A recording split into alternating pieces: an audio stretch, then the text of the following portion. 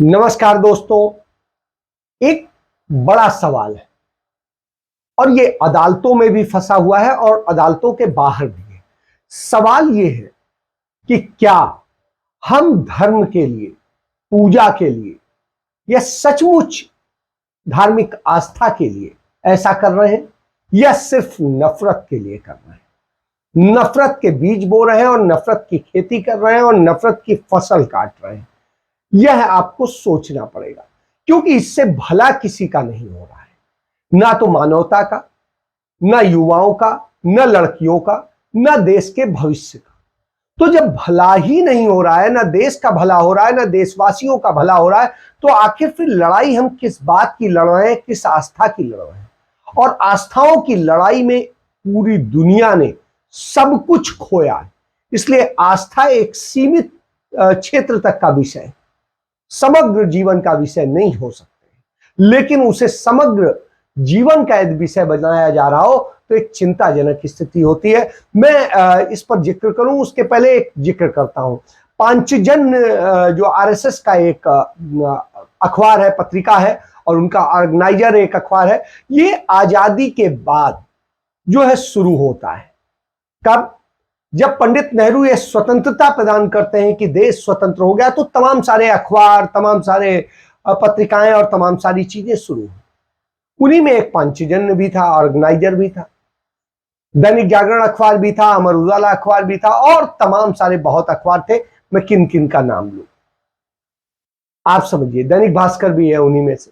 तो आप ये समझिए कि ये सारे अखबार शुरू होते हैं तब जब देश को आजादी मिल जाती है। आजादी के पहले ये सब नहीं होते हैं। इसी तरह की ये पत्रिकाएं हैं। अब पंचजन्य जो पत्रिका है, पंचजन्य, वो किस तरीके से नफरत फैलाने के लिए काम करती है और कैसे बताती है, इसको समझिए।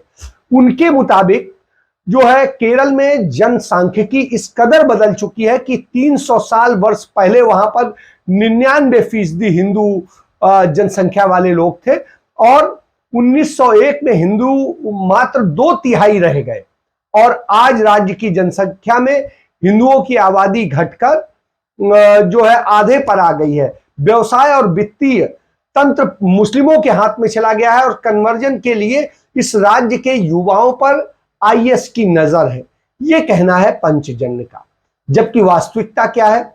वास्तविकता यह है कि केरल एक आदिवासी राज्य था। वो कोई धर्म बहुत नहीं मानता था, और जब धर्म का बहुत प्रचार प्रसार हुआ, शंकराचार्य जी आए और सब कुछ किया, उसके बाद वहां पर एक धर्म का वो बढ़ा। लेकिन फिर भी वहां की 70% आबादी आदिवासी और मछुआरों की थी, और उसके बूते वो जीवन यापन करते थे। स्वाभाविक सी बात है कि वहां छोटी आबादी थी। लेकिन कालांतर में जिस तरीके से किया गया, अच्छा वो कोई बहुत बड़ा उपजाऊ वो नहीं था, तो उसमें किसी की रुचि भी बहुत नहीं थी। तो ऐसी स्थिति में जब अंग्रेज आए, अंग्रेजों ने वहां पर टी स्टेट बनाना शुरू किया और उसमें चाय के जरिए कमाई का एक साधन तैयार किया, कुछ और चीजें तैयार की, तब थोड़ा सा उसका केरल का बना। केरल में नहीं तो आवागमन के ना साधन थे ना कुछ था। तो ये स्थितियां थी। समुद्र आए दिन तमाम बर्बादी करता रहता था। तो आप समझिए जब ये स्थिति थी, और उसके बाद देश की आजादी के बाद में वो बहुत तेजी के साथ केरल बढ़ा। ये एक चीज समझनी पड़ेगी। तो जब आए तो उस समय क्या होता है, उसके पहले जब मुस्लिम शासक थे, तो आपको पता होना चाहिए कि जो टीपू सुल्तान था उसका भी वो राज्य रहा है, उसके अलावा दूसरा राज्य रहा। तो तमाम सारी चीजें हैं। राजा त्रावणकोण वहां के राजा रहे और उन्होंने जो है त्रिवेंद्रम में अपनी पूरी राजधानी और सब कुछ रखा था। तो ये सारी चीजें हैं कि किस तरीके से क्या चीजें आई, मैं उस इतिहास में नहीं जाता हूं। आज की मौजूदा हाल की बात करता हूं कि केरल में लगभग 55% मुसलमान हिंदू हैं। 55% हिंदू है केरल में, जिसकी एग्जैक्ट फिगर है 2011 के उससे ले लेते हैं जनगणना के मुताबिक, तो 54.7% है, और अब 55 पॉइंट समथिंग प्रतिशत पहुंच गए। और हिंदुओं की आबादी यदि 55% के आसपास है, तो मुसलमानों की आबादी 26 पॉइंट समथिंग परसेंट है। तो आप समझिए कि आधे से भी कम। इसके बाद में जो ईसाई है वो भी वहां 18 पॉइंट समथिंग परसेंट है। तो इस तरीके से कुल मिलाकर के कि 55%, 26% और 18% के इर्द-गिर्द। अब इसमें पॉइंट वाला जो अंतर है उसके तहत जो थोड़ा बहुत अंतर आएगा 1-1.5% का, वो आप समझ लीजिए। तो ये स्थिति है। और इस आबादी के बाद में क्या प्रचारित किया जाता है पूरे देश में कि वहां पर मुसलमान हैं, इतने ज्यादा हैं कि इस कारण से वो बिल्कुल पाकिस्तान बन गया है और जाने क्या बन गया और कैसे है और क्या नहीं चीजें। इन सब बातों से आप किस तरीके से बदनाम किया जाता है, ये बहुत ज्यादा चिंता का विषय है। एक हिंदुओं के ईसाई और मुस्लिम समुदायों में कन्वर्जन को लेकर हिंदू नेताओं ने हमेशा चिंता व्यक्त की है। वो कभी लव जिहाद के नाम पर, कभी दलित हिंदुओं के ईसाई और इस्लाम में कन्वर्जन के नाम पर, कभी आदिवासियों के कन्वर्जन के नाम पर, और तमाम तरह के बवाल खड़े करते रहते हैं। उन्हें जो बुनियादी सुविधाएं देनी है, उनके लिए काम करना है, उनको बराबरी का हक देना, उसके लिए वो काम करने से बचते हैं। 2011 की जनगणना के अनुसार केरल की जनसंख्या 3.5 करोड़ के आसपास है। इसमें प्रमुख पंथ जो है, मजहब है, उनका जो अनुपात है वो आप समझिए कि वो अनुपात यही है जो आपको मैंने बताया कि 55%, 26% और 18%। अब उसमें पॉइंट सब में है तो उसको जोड़ लीजिए, बस ये स्थिति है। इसके बाद में आप आ जाइए। अब पिछले 25 सालों के दौरान मुस्लिमों की जो पूरे हिंदुस्तान में मुस्लिमों की जन्म दर है वो घटकर इतनी घट गई है कि अब उनकी 2.3% रह गई। आप समझिए, जिनकी इतने ज्यादा होते थे कि 10 बच्चे होते थे, 12 बच्चे होते थे, 20 बच्चे होते थे, जो भी होते थे, आज उनके 2.3% पे आ गए। और जो ये औसत है, और उसके बाद में जो यानी कि प्रति 100 महिलाओं में 336 बच्चे वहां पर हो रहे हैं।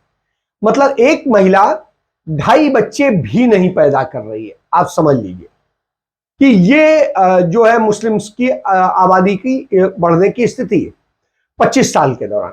उसके बाद में जब, और ये प्रभाव पड़ा जब इंदिरा गांधी ने जो जनसंख्या नियंत्रण के लिए अभियान चलाए थे, उन सब के कारण बहुत सारा प्रभाव पड़ा। उसके बाद में राजीव गांधी ने उसे सरलता के साथ, प्रेम के साथ जो परिवार कल्याण योजना चलाई है और उसमें है, और वही लगातार बढ़ती रही। तो आप ये समझिए, हिंदुओं में 2 बच्चों का कंसेप्ट है, और 2 बच्चों से कई बार 1 भी होता है, कई बार 2 होते हैं, और कई बार 3 भी होते हैं, लेकिन औसत जो है 2 का पड़ता है। तो आप समझिए कि 2019-20 का जो राष्ट्रीय परिवार स्वास्थ्य सर्वेक्षण है, NFHS कहते हैं, उसका डेटा है कि हिंदुओं की जो जन्म दर है वो 2% है। यानी सिर्फ जो है उनकी अपेक्षा यदि देख लिया जाए, मुसलमानों की अपेक्षा, तो करीब 40 के आसपास कम है। तो आप समझिए कि मतलब ये स्थिति है दोनों के जन्म दर में।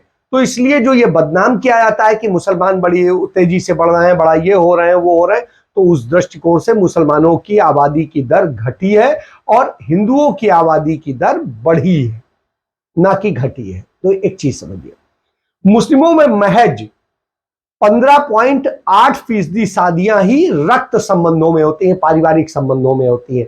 मतलब 15.8% सिर्फ होती है जो पारिवारिक संबंधों में होती है, जिन्हें रक्त संबंध कहते हैं। और हिंदुओं में यह करीब 10.1% है, जो राष्ट्रीय औसत 11% का है। यानी उनमें 15.8% पे होती है और इनमें 11% होती है परिवारों में। तो मतलब इसमें भी जो अंतर है वो करीब 4% का है। तो यह एक चीज समझ लीजिए। इसके अलावा 2005 और 6 का एक डेटा है, वो कहता है कि केवल 2.5% मुस्लिम महिलाओं ने ही अपने पति के बहुविवाह की बात कही है।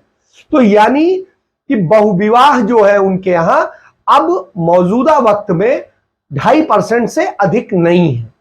तो ये जान लीजिए। और हिंदुओं में भी बहुविवाह जो प्रथा चल रही है वो भी 1.77% है, मतलब 0.25%। तो आप समझ लीजिए कि कोई बहुत बड़ा इसमें भी अंतर नहीं है दोनों के बीच में, 1% से भी कम का अंतर है। तो ये समझिए। इसके बाद में मुस्लिम लड़कियों में जो शादी की औसत उम्र है वो 18.7 साल की है। मतलब 18 साल 7 महीने के आसपास का औसत है, आयु है। जबकि यदि हम बात करें आधे से ज्यादा आबादी जो है जो शादी करती है वो 18 से 19 साल में करती है। तो ये स्थिति है मुस्लिम महिलाओं की, और हिंदुओं में ये औसत आयु जो है वो 18.7% ही है। मतलब आप समझिए कि 19 साल पूरे होने के पहले ही हिंदू लड़की की शादी हो जाती है सामान्य तौर पे। तो यह स्थिति है, ये औसत की बात बता रहा हूं पूरा। एंड जो नेशनल फैमिली जो हेल्थ सर्वे है, NFHS सर्वे है, उसमें पाया गया कि 50% मुस्लिम लड़कियों ने स्कूल में 4.3 साल मतलब 4 साल 3 महीने गुजारे हैं स्कूलों में, और मुस्लिम लड़के 5.4 साल मतलब 5 साल 4 महीने गुजारते हैं स्कूल में। और हिंदुओं की लड़कियों में भी ये जो स्थिति है, हिंदुओं की लड़कियां 4 साल 9 महीने गुजारती हैं, मतलब उनसे कोई बहुत बड़ा अंतर नहीं, 0.5% ही ज्यादा है, और मतलब 0.5 महीने ही ज्यादा है। और इसके अलावा लड़के जो हैं हिंदुओं में वो भी 7.5 मतलब 7 साल 5 महीने ही स्कूल में गुजारते हैं। मतलब आप समझ सकते हैं कि कोई इतना बड़ा ट्रेमेंडस नहीं है कि बहुत बड़े काबिल पैदा हो जा रहे हैं या बहुत ज्यादा शिक्षित पैदा हो जा रहे हैं। तो ये स्थिति है। मुस्लिम लड़कियों को शिक्षा से वंचित रखने का जो आरोप लगता है ये सर्वथा झूठ होता है। इस सारे डाटा को देख लीजिए तो हिंदू मुस्लिम में कोई बहुत बड़ा फर्क नहीं आ जाता। इसके बाद में जो ब्रिटेन का एक सर्वे है उसमें विश्लेषण में कहा गया है कि मुस्लिमों के बारे में बिना आंकड़े का मूल्यांकन किए समझे जो झूठा नैरेटिव गढ़ा जाता है हिंदुस्तान में और हिंदुस्तान के बाहर भी कई कंट्रीज में। मुझे याद है कि मैं केरल घूम के आया था, मेरे एक दोस्त हैं, एक बड़े इंडस्ट्रियलिस्ट है, तो ऐसे ही एक कार्यक्रम में उनसे मुलाकात हो गई। उन्होंने कहा कि अच्छा केरल में तो अरे बड़ा मुसलमान है और वहां तो बिल्कुल मुसलमान बहुत तो हमने कहा, तो उन्होंने कहा सबसे ज्यादा मुसलमान है वहां। मैंने कहा भाई साहब आपने डाटा चेक किया है? तो मैंने कहा आप तो बिजनेसमैन है, आपको तो डाटा पता होना चाहिए। फिर मैंने उन्हें बताया कि किस तरह की स्थितियां हैं, ये झूठ परोसा जाता है। तो मैंने उन्हें सारी चीजें बताई और बताया कि आज आप देखिए सबसे ज्यादा अमन चैन जो है केरल में है, सबसे ज्यादा शांति है, सबसे कम अपराध है और बहुत सारी चीजें, लोगों में प्रेम भाईचारा सबसे ज्यादा है। क्यों? क्योंकि वहां नफरती लोगों को पनपने का मौका नहीं मिला। इस चीज को समझिए। चलिए, क्योंकि ऐसे दुष्प्रचारों का आंकड़ों के साथ पुरजोर विरोध नहीं किया जाता है, तो आंकड़े जो है छिपाए जाते हैं और उनको जिस तरह से घुमाया फिराया जाता है, जो पांचजन ने कर रहा था वही मैं बताने की कोशिश कर रहा हूं। क्योंकि पांचजन ने अपने 75 साल का जश्न मनाया है 2 दिन पहले, इसलिए बता रहा हूं। भारत में यह सनातन काल से हो रहा है, आज से नहीं हो रहा है। आज जो हम देख रहे हैं उसमें हम भी भागीदार हो रहे हैं, ये एक बड़ी चिंता का विषय है। जो पांचजन का कार्यक्रम था तो हेमंत विश्व शर्मा ने क्या कहा, खत्म करो मदरसा तभी बच्चे बनेंगे इंजीनियर डॉक्टर। और उन्होंने कहा कि ये असम के मुख्यमंत्री हैं हेमंत बिस्वा शर्मा, पहले कांग्रेस पार्टी में होते थे तब दूसरी बात करते थे, आज दूसरी बात करते हैं, तो आज इतने बड़े कट्टर हो गए हैं और सारी चीजें। राहुल गांधी के यहाँ जाके मिलने के लिए बैठे रहते थे, राहुल गांधी कुत्ते से खेलते रहते थे, उनसे मिलने का टाइम नहीं देते थे। तो आप समझ लीजिए कि इनकी हैसियत क्या थी। लेकिन आज ये किस ढंग से कर रहे हैं इसको समझिए। तो मदरसों को लेकर के जो उनका कहना है कि शिक्षा प्रणाली के चलते हमारे मुस्लिम समाज के बच्चे पढ़ाई से काफी पीछे रह जाते हैं, उनका ज्ञान जो है नहीं आता है, उनका भविष्य खराब हो जाता है।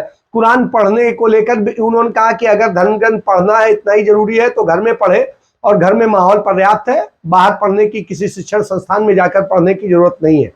और असम में उन्होंने कहा कि हमने जो है परसों नरसों था, रविवार को थी पांचजन पत्रिका की 75वीं वर्षगांठ, तो उन्होंने कहा कि इस कार्यक्रम के दौरान मौलाना आजाद विश्वविद्यालय हैदराबाद के जो पूर्व कुलपति थे वो भी बैठे थे, तो सवाल जवाब का कार्यक्रम था। उन्होंने कहा सभी मदरसों को भंग करके उन्होंने सामान्य उस स्कूलों में बदलने का फैसला किया है, और यह फैसला सबसे अच्छा है, और सामान्य शिक्षा को बढ़ावा देना चाहिए, मदरसों में नहीं। उन्होंने कहा कि मदरसों से बच्चे जो है खराब हो रहे हैं और उनमें कोई अच्छी चीज नहीं आ रही है, तो अपने घर में पढ़े, धर्म की शिक्षा अपने घर में ले। तो साहब उनसे एक ही सवाल, क्या आपने कभी ये हिंदुओं को ये पाठ पढ़ाया है? जो उनके धार्मिक विद्यालय हैं तमाम सारे, चाहे संस्कृत विद्यालय के नाम से हो, चाहे दूसरे विद्यालय के नाम से हो, चाहे वैदिक विद्यालय के नाम से हो, सब है। वहां पे जो धर्म शिक्षा दी जा रही है और धर्म ग्रंथ पढ़ाए जा रहे हैं और आप अपनी सरकारें जो है पाठ्यक्रमों में शामिल कर रही हैं, तो फिर क्यों कर रहे हैं? यदि ऐसी स्थिति है तो आपको नहीं करना चाहिए, लेकिन आपकी सरकार कर रही है। तो जब ये कर रही है तो दूसरे को आप कैसे लेक्चर दे सकते हैं? और यदि आप ये कह रहे हैं तो संस्कृत से कौन बहुत बड़ा आप वो हासिल कर ले रहे हैं कि वैश्विक स्थिति में आप खड़े हो जा रहे हैं? आपकी तो कोई स्थिति नहीं होती। तो ये स्थितियां ही इस तरह से झूठ पनपा करके जिस तरह से किया जाता है, यही दुखद स्थिति है। निश्चित रूप से हर व्यक्ति की अपनी स्वतंत्रता होनी चाहिए कि वो धार्मिक स्कूल में पढ़ेगा कि जो है सरकारी स्कूल में पढ़ेगा कि प्राइवेट स्कूल में पढ़ेगा, कहाँ पढ़ेगा, किस तरह की शिक्षा पद्धति और किस बोर्ड से पढ़ेगा, ये उसका अधिकार होना चाहिए और इसमें आपको नहीं। फिर उसके बाद में यदि वो काबिल होता है, एग्जामिनेशन देता है, पास होता है, पहुंचता है, तो आप जाने दीजिए। आप जबरदस्ती थोपने का काम कैसे कर सकते हैं? ये लोकतंत्र है, संवैधानिक तंत्र है, सबको समान भाव है, मौलिक अधिकार, आप उनको छीनने का कैसे काम कर सकते हैं? तो सबसे बड़ा विषय ये है। और पूरी दुनिया में अल्पसंख्यकों को संरक्षण दिया जाता है और भारत में चाहे मुस्लिम हो, चाहे सिख हो, चाहे ईसाई हो, चाहे बौद्ध हो, चाहे जैन हो, ये अल्पसंख्यक हैं और इसलिए उनके संस्थानों को आपको मान्यता देनी पड़ेगी। और ये हमारा एक जो है कहते हैं नैतिक कर्तव्य भी है, ये समझिए। तो हेमंत बिस्व शर्मा, कम से कम आप सच जानिए तब बातें किया कीजिए। चलिए इसके बाद में हम बात कर लेते हैं। एक और चीज हुई कल कि कुतुब मीनार को लेकर के सुनवाई हुई थी। एक किसी ने वहां पर कोई जैन है, तो हरिशंकर जैन या कुछ करके नाम है, तो उन्होंने एक याचिका डाली, जो है याचिका नहीं कहा जाता है सेशन कोर्ट में, उसे अर्जी कहा जाता है, प्रार्थना पत्र। तो उन्होंने एक प्रार्थना पत्र डाला कि कुतुब मीनार एक मंदिर है और तमाम मंदिरों को तोड़ के बनाया गया था, इसलिए वहां पर जो है उनको, वहां जो मस्जिद बनी हुई है कोने में, उस जगह पर मंदिर हुआ करता था, इसलिए उससे उस जगह पे मंदिर बहाल किया जाए। आप समझिए, आज तक आपको होश नहीं था। अब उन्होंने कहा कि देवी देवताओं की मूर्तियां जो है बगैर पूजा के पड़ी हुई हैं और इसलिए बड़ी सारी चीजें हो रही। आपको कोई चीज का यह नहीं है कि आज क्या है, तो इस पर बड़ी अच्छी चीज कही वहां जो जज थे मिस्टर चोपड़ा, उन्होंने कहा कि 800 साल पहले घटित किसी घटना के आधार पर आप कैसे अपने कानूनी अधिकार का दावा कर सकते हैं। तो दिल्ली की साकेत कोर्ट में मामला था और उन्होंने जो कहा, मैं उसको पूरा बताता हूं कि दिल्ली के साकेत कोर्ट में मुकदमे पर जो है खारिज करने वाले इस मुकदमे को जो सिविल जज हैं, उनके आदेश के जो मामला था उस पर सेशन कोर्ट में गए थे और सेशन में जो एडिशनल डिस्ट्रिक्ट जज हैं, सेशन जज हैं, उन्होंने इस पर सुनवाई की। क्योंकि पहले वो सिविल कोर्ट में गए थे, सिविल जज ने उनके मुकदमे को खारिज कर दिया था, तो अपील में गए सेशन जज के यहाँ, तो सेशन जज ने उसको, एक एडिशनल सेशन जज है, उनको सुनवाई के लिए अधिकृत कर दिया। और इसमें एक आ गया कुतुब मीनार परिसर के में स्थित कुव्वत उल इस्लाम मस्जिद को एक मंदिर परिसर पर बनाया गया था और इसको जो है हटाकर अब फिर से मंदिर बनाया जाए और जो देवी देवताओं के हैं वहां पूजा शुरू की जाए। तो अतिरिक्त जिला एवं सत्र न्यायाधीश जो है निखिल चोपड़ा, उन्होंने इस मामले पर सुनवाई करी और सुनवाई के दौरान ही उन्होंने कुछ टिप्पणियां की और इसके फैसले के लिए 9 जून की तारीख तय रखी। और जज ने जो कहा वो बहुत मायने वाला है कि बहस अब समाप्त हो गई है, दोनों पक्षों को 1 सप्ताह के भीतर संक्षिप्त सारांश दाखिल करने की अनुमति होगी, जिसकी अग्रिम प्रति विरोधी पक्ष को देनी होगी।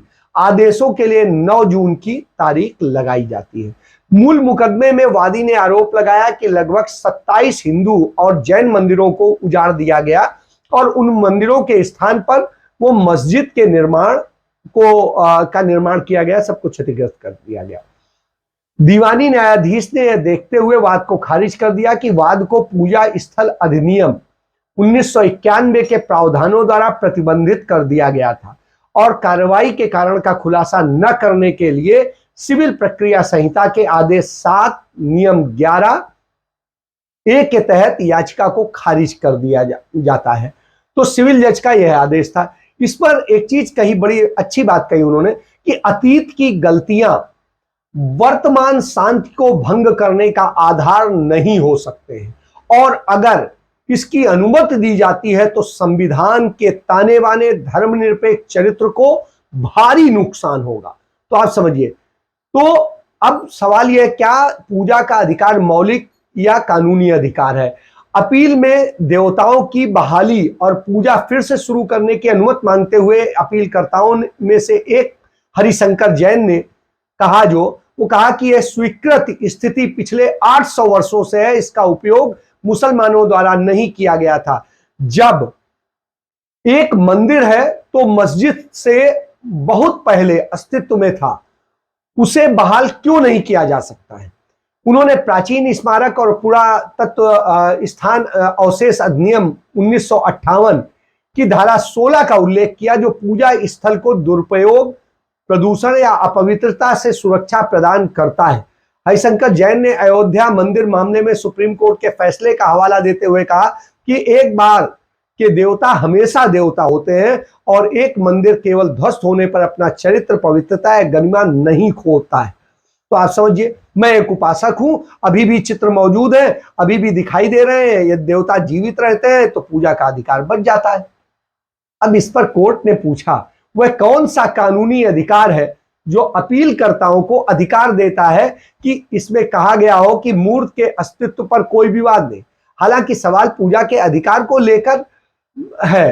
तो आप समझिए, सवाल यह है, क्या पूजा अधिकार एक स्थापित अधिकार है या संवैधानिक या कोई अन्य अधिकार है? एकमात्र सवाल यह है, क्या अपीलकर्ता को किसी भी कानूनी अधिकार से वंचित किया गया है, और क्या सभी उपाय यदि कोई सम्मान के साथ उपलब्ध है तो इस अधिकार के लिए? आप समझिए, तो यह स्थिति है। यदि मान भी लिया जाए कि इसे गिरा दिया गया था, तो यह मानकर कि इसे मुसलमानों ने मस्जिद के रूप में इस्तेमाल नहीं किया था, ढांचा खड़ा कर दिया गया था। सवाल जो अधिक महत्वपूर्ण है, क्या अब आप किस आधार पर बहाल करने का दावा कर सकते हैं? अब आप चाहते हैं कि इस स्मारक का जीर्णोद्धार करते हुए मंदिर में तब्दील कर दिया जाए? तो जज ने कहा कि मेरा सवाल यह है कि आप कैसे दावा करेंगे? वादी को यह मानने का कानूनी अधिकार है कि यह लगभग 800 साल पहले मौजूद था। एक हल्के नोट पर देवता पिछले 800 वर्षों से बिना पूजा के जीवित है, तो उसे ऐसे ही रहने दो। क्या मतलब है? 800 साल से पूजा नहीं हुई, अब कह रहे हो पूजा करके पता नहीं क्या कर दोगे, क्या जीवित कर दोगे और क्या बना दोगे। तो आप समझिए कि ये स्थिति है। तो जज को भी इस पे हंसी आई कि 800 साल तक आपके देवता जो है बगैर पूजा के पड़े थे, अब जो है आपके देवता को पूजा की जरूरत पड़ गई। आखिर किस लिए? ये खेल क्या है? खेल असल में नफरत का है। एएसआई ने भी इसका विरोध किया और उसने बताया कि देखिए, मलबे का इस्तेमाल हुआ है इमारत बनाने में, लेकिन इसका मतलब यह नहीं है कि मंदिर तोड़ के बनाया गया है, किस तरह से बनाया गया है, क्या इसका कोई सबूत नहीं। मलबे के आधार पर तो नहीं कह सकते। मलबे का तो इस्तेमाल हुआ। आप मकान एक तोड़ते हैं, मलबा किसी को बेच देते हैं, वो कहां से लाया गया, कहां पर यूज किया गया, कौन यूज करेगा, इसको लेके क्या होता है, तो इस आधार पर आप कहेंगे। तो इन सारी बातों को समझने का विषय है। तो तमाम सारी चीज, और यदि मंदिर तोड़ के भी बना है तो उसमें कौन सा ऐसा ऐतिहासिकता है उसमें कि यहाँ राम पैदा हुए थे, यहाँ कृष्ण पैदा हुए थे, यहाँ शिव पैदा हुए थे, या यहाँ जो भी देवी देवता है पता नहीं कितने हैं, तो उन सब का आप नाम देते रहिए, तो कहीं कोई उसका आधार भी नहीं। तो वास्तव में आप क्यों ये कर रहे हैं? क्योंकि आपको नफरत फैलानी है। आप मथुरा में नफरत फैला रहे हैं, जहां इतने सालों से शांति से काम चल रहा था। आप वाराणसी में नफरत फैला रहे हैं, जहां इतने शांति से सब काम हो रहा था, दोनों काम हो रहे थे, बराबर हो रहे थे। मैं खुद वहां सन 84 से लगातार जाता हूं, हर साल जाता हूं, क्योंकि मेरे पिताजी सन 84 में वहां पोस्टेड थे। उस दौरान से लेके मैंने सारी चीजें बिल्कुल देखी हुई है, मैं जानता हूं। उसके बाद में 86 में मेरे फादर फैजाबाद आ गए और फैजाबाद आए तो अयोध्या वाला क्षेत्र उनके पास था। तो हमने पूरा सब कुछ देखा है, हमें पता है कि क्या स्थितियां थी और क्या नहीं। आज इतिहास को तोड़ मरोड़ के जिस तरीके से नफरत फैला के बनाया जा रहा है और चीजें की जा रही, वो दुखद है। जब राजीव गांधी ने 1989 में उसका शिलान्यास करा दिया था और मंदिर बनने की बिल्कुल पर्याप्त अयोध्या में जगह हो गई थी, सब कुछ हो गया था, तब आपको समस्या आ गई थी, क्योंकि फिर आपका एजेंडा खत्म हो जाता। तो नफरत ही असल में आपका एजेंडा है, इसलिए ये सारी चीजें होती हैं, अन्यथा नहीं होती। नहीं तो कुतुबुद्दीन ऐबक ने जो आप सोचिए, एक चीज नहीं छिपाई, 1192 में आया था और छिपाई नहीं है, उस पर लिखा हुआ है कि तमाम मंदिरों के और इनके मलबे से जो है बनाया गया, उसमें पूरा सब कुछ लिखा गया है जो उसका बारे में लिखा गया है। तो ये समझिए, तो कहीं कोई चीज इतिहास नहीं छिपाया गया, इतिहास आप छिपा रहे हैं, आप एक गढ़ना चाहते हैं जिसका कोई आधार नहीं। तो इस झूठ बोल के और झूठा इतिहास गढ़ के और झूठी कहानियां करके, मुकदमे करके आप देश को संकट में डालने का काम कर रहे हैं। इस देश के अंदर आप समझिए 50 लाख से अधिक मुकदमे अदालतों में पेंडिंग है, लोग न्याय के लिए गुहार लगा रहे हैं और देश बर्बादी में जा रहा है, और उस स्थिति में भी आप यह बताने की कोशिश नहीं कर रहे हैं। आप देश को समस्या मत दीजिए, देश को बनाइए, और इस दिशा में नहीं कर सकते हैं तो कम से कम चुपचाप बैठिए। लेकिन नफरत फैला के और सब कुछ करके आप देश को नरक में ढकेल रहे हैं और उसको बर्बादी से और बर्बादी में ढकेल रहे हैं, यह उचित नहीं है। और शासन सत्ता को इस पर हस्तक्षेप करना चाहिए, लेकिन वो मौन साधे, क्योंकि उसकी सत्ता ही इस नफरत के सिद्धांत पर टिकी हुई है। चलिए, इसके साथ मैं अपनी चर्चा समाप्त करता हूं। आप सोचिएगा, समझिएगा और बताइएगा। और मैंने आपको तथ्यात्मक सारी बातें बताई हैं जो अदालतों से लेकर सब जगह मौजूद है। यदि आपको अच्छी लगे, अधिक से अधिक आप उसको प्रसारित कीजिए, लाइक कीजिए।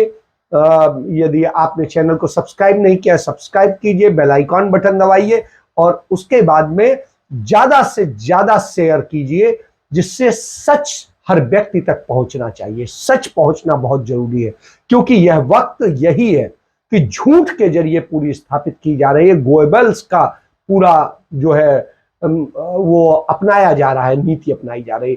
तो इसके साथ चर्चा समाप्त करता हूं, और कोई कमी रह गई हो, कोई गलती हो तो इनबॉक्स जरूर कीजिएगा। इसके साथ धन्यवाद। जय हिंद, जय भारत, वंदे मातरम।